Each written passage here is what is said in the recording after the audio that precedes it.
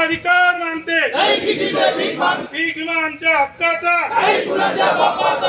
तालुक्यातील हजारो शेतकऱ्यांच्या पीक विमा संदर्भात गंभीर अन्यायाच्या पार्श्वभूमीवर 11 फेब्रुवारी 2026 रोजी अमरावती येथे विभागीय कृषी संचालक डॉक्टर घोरपडे यांच्या दालनात भारतीय किसान संघ, विदर्भ प्रांत व शेतकरी प्रतिनिधींची आक्रमक बैठक पार पडली।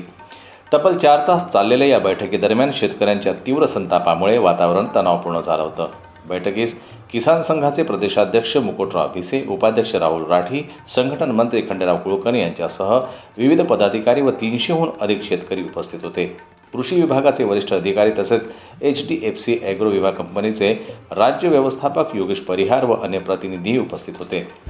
सन 2023-24च्या खरीप व रब्बी हंगामात पंचनामे न झालेल्या किंवा अपुरी भरपाई मिळालेल्या शेतकऱ्यांना पुढील 10 दिवसात 100% नुकसान भरपाई देण्याचं स्पष्ट आश्वासन विमा कंपनीकडून देण्यात आलं। तसंच सन 2024च्या खरीप हंगामात व्हाईट स्प्रेडच्या चुकीच्या अंमलबजावणीमुळे हजारो शेतकरी विमा लाभापासून वंचित राहिल्याचा मुद्दा उपस्थित करण्यात आला। याबाबत संबंधित अधिकाऱ्यांवर कारवाईचा प्रस्ताव वरिष्ठ स्तरावर पाठवण्यात येईल असे डॉक्टर घोरपडे यांनी सांगितलं। अकोला जिल्ह्यातील सुमारे 4,12,000 शेतकरी विमा लाभापासून वंचित राहिल्याचा गंभीर मुद्दा किसान संघानं प्रशासनासमोर मांडला। दरम्यान 10 दिवसात योग्य कारवाई न झाल्यास 15 दिवसात तीव्र आंदोलन छेडण्याचा इशारा शेतकरी प्रतिनिधींनी दिला आहे। बैठकीचा संपूर्ण अहवाल मुख्यमंत्री देवेंद्र फडणवीस यांच्यापर्यंत पोहोचवून पुढील स्तरावर बैठक घेण्यात येणार असल्याचं मुकुटराव भिसे यांनी सांगितलं।